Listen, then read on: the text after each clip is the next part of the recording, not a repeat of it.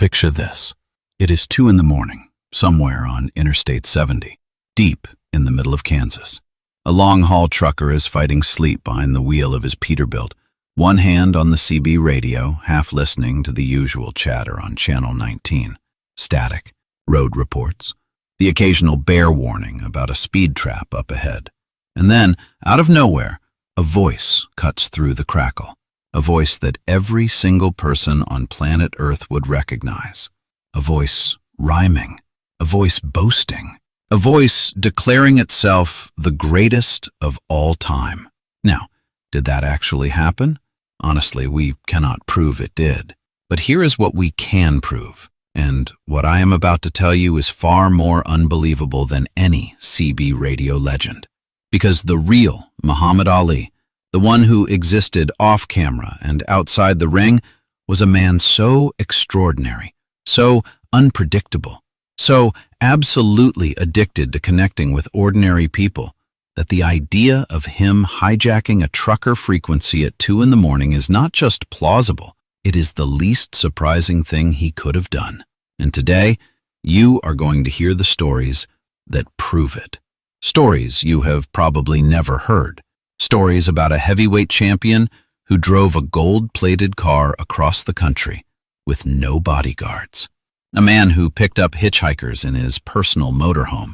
A boxer who had a secret personal magician. And a legend who once climbed into the driver's seat of a press bus, crashed it into a snowbank, and then casually admitted his license was suspended. Buckle up. This is the Muhammad Ali they never told you about. Before we hit the road with Ali, you need to understand the world he was moving through. And to understand that world, you need to understand one piece of technology that defined an entire decade of American life: the CB radio. In the early 1970s, America was in crisis.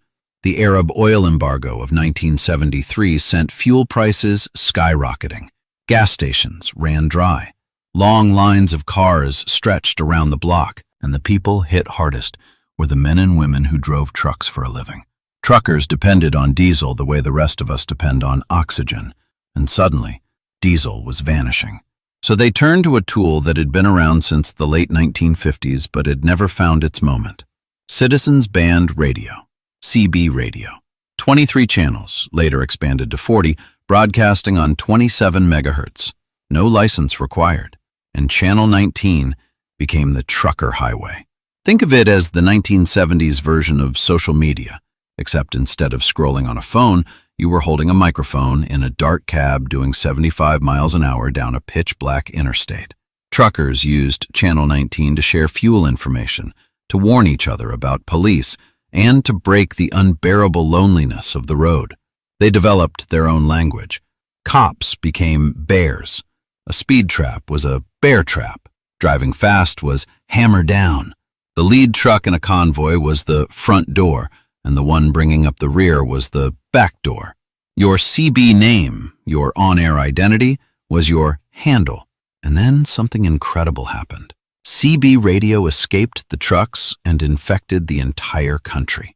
Sales exploded from about 1 million units in 1973 to over 12 million in 1976.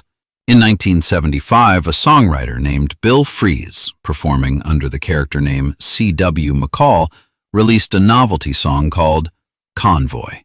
It was told entirely in CB slang about a trucker-led convoy rolling from the West Coast to the East Coast, dodging police the whole way. It went to #1 on the Billboard Hot 100. #1. A song about truck drivers talking on radios. That is how deep this craze went. 2 years later, Burt Reynolds starred in Smokey and the Bandit, a film built entirely around CB radio, fast cars, and outsmarting the law. It became the second highest grossing film of 1977. Everyone, and I mean everyone, was buying CB radios. Housewives, teenagers, dentists. It was the viral trend of the decade. Now hold that picture in your mind, because here is where Muhammad Ali enters the story. During this exact same period, the mid to late 1970s, Muhammad Ali was at the absolute peak of his fame. Not just his boxing fame, his global, transcendent, bigger than any athlete has ever been fame. He had regained the heavyweight championship from George Foreman in 1974 in the legendary Rumble in the Jungle in Kinshasa, Zaire, using a strategy no one had ever seen before, the rope-a-dope. He had survived the Thrilla in Manila against Joe Frazier in 1975, a fight so brutal he later said it was the closest thing to dying. His professional record stood at 56 wins against only 5 losses, with 37 knockouts.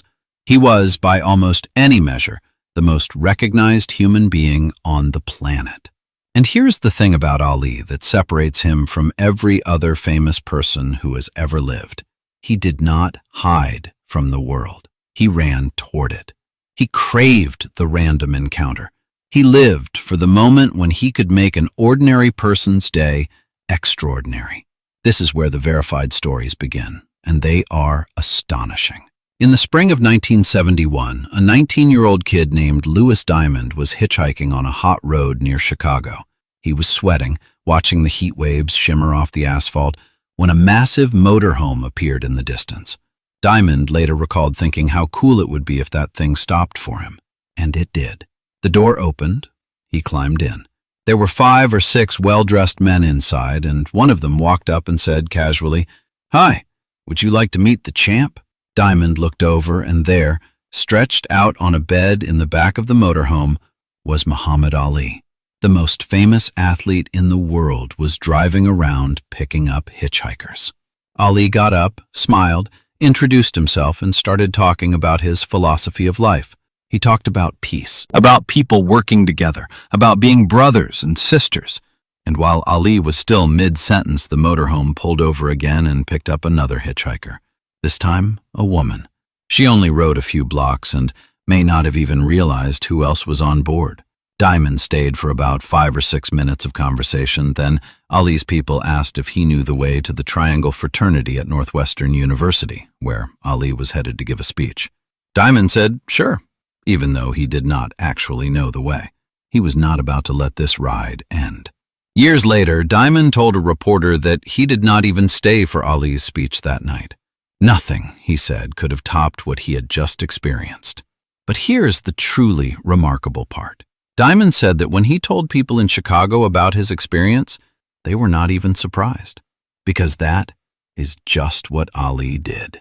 In that same documentary about Ali's life, The Trials of Muhammad Ali, one person tells the story of sitting on Ali's lap at a Halloween party. Another woman recalls catching a flat tire and Ali himself pulling over to fix it. This was normal Ali behavior. But the road stories only get more incredible from here. Let me take you to April 1983, to a place called Bunker Hill, Kansas. Population, roughly 100. A truck stop, the middle of absolute nowhere. A woman named Lee Maudlin had just started her very first shift waiting tables at the Bear House Cafe, a roadside diner famous for the pair of caged bears that once stood outside the neighboring gas station. That morning, Maudlin was patrolling the counter with her notebook and pencil when she looked up and discovered Muhammad Ali sitting right there at the counter next to his secretary, Marge Thomas. Ali had been in Chicago helping Harold Washington become the city's first black mayor. Once Washington won, Ali decided to drive home to Los Angeles. Not fly, drive, cross-country. In a 1978 Stutz Bearcat, a flashy silver-gray car with gold-plated chrome that had cost him over $100,000, which would be about $300,000 in today's money. Elvis Presley and Evel Knievel drove the same model, and the car broke down. The water pump died just outside Bunker Hill. While the mechanics worked on his car, Ali did what Ali always did. The moment people recognized him, the crowd grew. Truckers came over. Kids pushed forward with scraps of paper for autographs, and Ali fed off the energy. He abandoned his soup, climbed out of his seat, and started shadowboxing the customers. He gave some of them combat tips. Others got savage put-downs delivered with that unmistakable Ali grin. The next day, the water pump died again. This time, Ali was near Silverthorne, Colorado, population 3,000. He pulled into a Chevron station. A reporter from the local paper, Brad Johnson, got a tip and drove over, but he was so skeptical that his first words upon arriving were, "This may sound stupid, but is Muhammad Ali here?" Ali was in the service area doing his usual routine, sparring with the mechanics, trash-talking, putting on a show.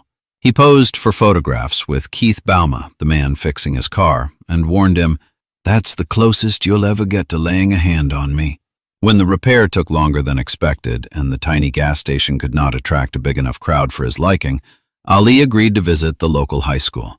Hundreds of students were brought to the gym for a question and answer session. Ali waved a wad of $100 bills in front of them and talked about fighting world hunger. Then he climbed back into his busted Stutz Bearcat and said, "The way things are going, I'll only get another 300 miles before I have to pull over again." And he drove off, leaving two tiny American towns with a story they would tell for the rest of their lives. But here's a side of Ali that almost nobody talks about, and it connects directly to his love of performing for strangers. Muhammad Ali had a personal magician. Yes, you heard that right. The heavyweight champion of the world employed a personal magic teacher. His name was Terry Lasorda. He was 5'6", he had survived childhood polio, and he first met Ali in 1978 while performing card tricks at a fundraiser in a shopping mall in Pottsville, Pennsylvania. A man walked up to Lasorda and said, "Muhammad would love to see these card tricks." The man peeled $300 bills off a stack and told Lasorda to come with him that night. Lasorda drove down a road with a sign that read, "Now entering the camp of the greatest." That was Ali's training camp in Deer Lake, Pennsylvania, which he had built on 6 acres in the early 1970s. He called it Fighter's Heaven. It was a collection of log cabins in the woods where Ali lived a Spartan life preparing for his biggest fights, waking at 4:30 in the morning, running 6 miles, chopping wood, training in his private gym. Lasorda walked into Ali's cabin and found the boxer sitting in his trunks and a robe, watching television, looking bored. Ali looked at Lasorda and asked, "Where's your top hat? Where's your cape?" Then Ali grabbed Lasorda's deck of cards and flung them across the room, challenging the magician to perform with any old deck. Lasorda did not flinch. He opened Ali's own pack of cards and asked him to pick a card, any card. Ali turned his huge back, shuffled the deck, and spun around, taunting, "You're never going to find this card. You're going to make a fool out of yourself." Then Ali looked up and saw his card dangling from Lasorda's mouth. He dropped the entire deck in shock. "I thought he was going to hit me," Lasorda recalled. "One of those huge fists coming at me." Then suddenly he's on the ground, the robe all around him, picking up all the cards, saying, "Put another one on me. I like that." For the next 2 hours, the two men sat nose to nose as Lasorda performed one trick after another. Ali was mesmerized. He told Lasorda that he had asked professional magicians in Las Vegas to teach him before, but none of them took him seriously. That first night, Ali asked Lasorda who his manager was. Lasorda did not have one. He was an engineer, a metallurgist. Ali offered to double his salary if he would travel with him full-time as his magic teacher. Lasorda's father drove up to the camp a few days later, worried about his son. Ali walked up to him, hugged him, and said, "Terry's going to be like family to me. He'll be protected." Lasorda signed a contract the next day. Over the following year, he taught Ali more than 30 tricks. Ali's hands had stiffness and calcium deposits in the knuckles from years of fighting, which made card handling difficult. But what his fingers lacked in dexterity, his mouth made up for with sheer velocity. Ali could weave a story around any trick, keeping the audience's eyes locked on his face while his hands did the work. That is the core of sleight of hand, distraction. And Ali, the greatest talker in the history of sports, may have been the greatest distraction machine ever built. Ali performed magic everywhere, for strangers in hotel lobbies, for children in hospitals, for journalists conducting serious interviews. One of his favorite tricks involved a bright pink silk handkerchief. He would curl his left hand into a fist and slowly tuck the handkerchief into the hole between his thumb and index finger, inch by inch, until it disappeared completely. Then he would open his hand, empty. The secret was a fake brown thumb, hollow inside, which held the handkerchief perfectly concealed. After performing the trick, Ali would always reveal the secret. His Muslim faith frowned upon deception, so he made a deal with himself. Amaze them first, then show them how it was done. The wonder followed by the honesty. That was pure Ali. And then there was the levitation trick. Ali would turn his back to you, ask you to watch his feet, and then rise, both feet seemingly 6 inches off the ground. In reality, he was balancing all 250 pounds of himself on the tip of one toe, with the other foot deliberately obscured from your sight. Try doing that with Parkinson's disease, which he was eventually diagnosed with. But even in his later years, he pulled it off. The journalist Martin J. Smith witnessed this trick during an interview in 1997 at the Four Seasons Hotel in Beverly Hills. Ali floated. An Earl Grey biscuit fell from his hand during the attempt, but he did not care. For one long, delicious moment, the heavyweight champion of the world was floating like a butterfly, and Smith, despite knowing the secret, believed he could do anything. Now let me bring you back to the road, because there is one more story you need to hear, and it involves Ali, a bus, and a snowbank. The journalist Gerald Eskenazi was at Madison Square Garden about to board a press bus to a hotel where he planned to interview some heavyweight fighters. The door of the bus opened, and sitting in the driver's seat was Muhammad Ali. Ali was doing television commentary for a fight that night, and he had volunteered to drive the press bus himself. Why? Because Ali owned his own red and white bus, so he knew how to drive, or at least he thought he did. There was snow on the ground, heaped in piles along the roadside. As the hotel appeared in the distance, Ali suddenly skidded. The bus hit a snowbank and tipped over. Everyone was tossed around inside, but they scrambled out through an emergency window. No one was seriously hurt. Ali was walking away from the wreck when Eskenazi ran after him and asked, "Do you have a license?"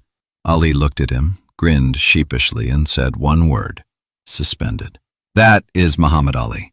The man who drove a press bus without a valid license, crashed it, and walked away with nothing but a grin. The man who picked up hitchhikers in his motorhome.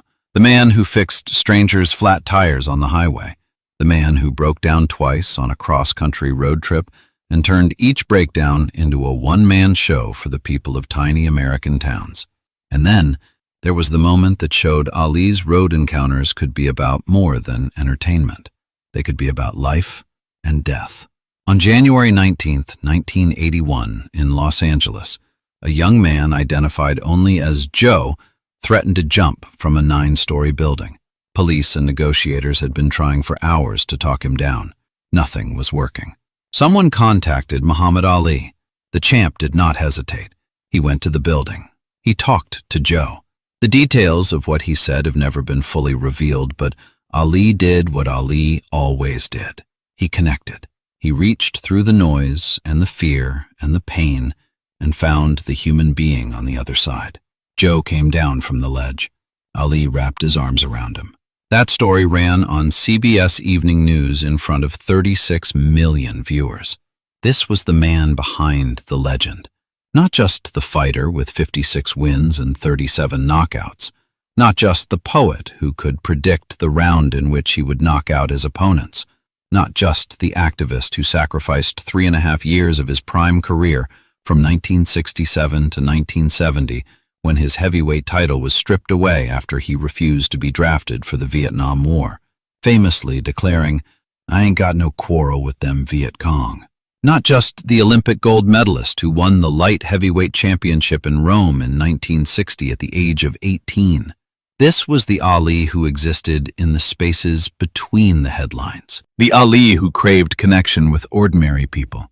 The Ali who would have absolutely, without question, grabbed a CB radio microphone if he had one within reach, keyed up on Channel 19, and started rhyming at 2 in the morning. Can we prove that he did?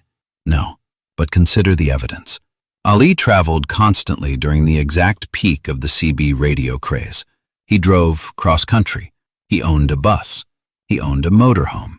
He had a personality that made it physically impossible for him to be in a vehicle without talking to someone. And in the 1970s, if you were on the road in America, the CB radio was how you talked. Now think about the CB culture itself. It was a culture built on handles, on personas, on talking trash, on performing for an invisible audience through static and crackle.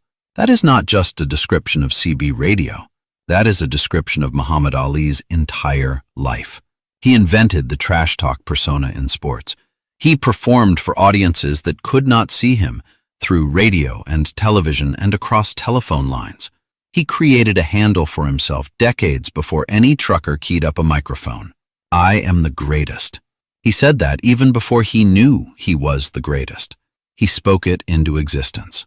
The 1970s trucker was the underdog hero of the American road, defying speed limits, dodging police, running in convoys bound by loyalty and shared language. Ali was the underdog hero of American culture, defying the draft, dodging the establishment, fighting his way back from exile with nothing but his voice and his fists. The trucker and the champion were living parallel lives on the same American highway, speaking the same language of rebellion. Whether or not Ali ever actually keyed a CB radio, the spirit of Channel 19 lived inside him. That channel was about breaking through the loneliness, about making a stranger laugh at 2 in the morning, about declaring yourself to the void and hearing someone out there in the darkness come back with a 10-4, good buddy. Ali spent his entire life doing exactly that. Every hitchhiker he picked up, every kid he shadowboxed in a Kansas diner, every magic trick he performed for a stranger in a hotel lobby, every person he talked off a ledge, literally and figuratively. He was broadcasting on his own frequency, and the whole world was tuned in. He did not need a CB radio. He was the CB radio. There is a moment from that 1997 interview at the Four Seasons that captures everything. Martin J. Smith had been talking to Ali for an hour. The Parkinson's disease had quieted that legendary voice. His body was betraying him, but his mind was still razor sharp, his eyes still alive. And just before leaving, Ali pulled the pink silk handkerchief from his pocket one more time, even though his limousine was waiting at the curb. Even though Lonnie, his wife, was already in the car, Ali could not leave without performing for the crowd of strangers that had gathered the moment he stepped into the hotel lobby. The valet parking captain, the chief of hotel security, a British businessman who dropped all his British reserve to gush, "I've always wanted to meet you, champ." Ali pulled out that sliver of pink silk, and the illusion began again. One more trick, one more moment of wonder, one more connection. Because that is what Ali understood better than anyone who has ever lived. Fame is not about distance. It is about proximity. It is about closing the gap between the extraordinary and the ordinary until the two become the same thing. A heavyweight champion fixing a stranger's tire on a highway. A 3-time world title holder crashing a press bus and grinning about it.